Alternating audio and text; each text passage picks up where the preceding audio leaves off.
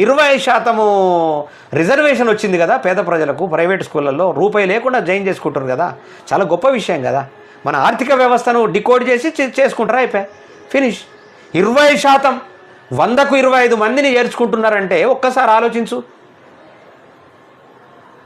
80 లక్షల మంది విద్యార్థులు చదువుతున్నారనుకో, దాంట్లో ఎంత పర్సెంటేజు అదవుతుంది?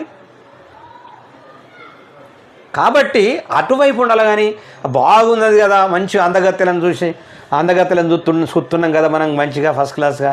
ఆ అందగత్తెలను మీ పాపను, మీకు కొడుకులు ఉన్నారో బిడ్డలు ఉన్నారో నాకు తెలియదు, కానీ మీ పాప ఏం చెప్తుందంటే డాడీ నాకు సేమ్ అట్లాంటి డ్రెస్సే కావాలా, పోదామంటే అంటది. పోయి తీసుకుపోయి ఆ డ్రెస్ ఇప్పించేసి ఇంట్లో నీ ముంగట నడుస్తుంటే నీకు గమ్మత్ అనిపిస్తుంది.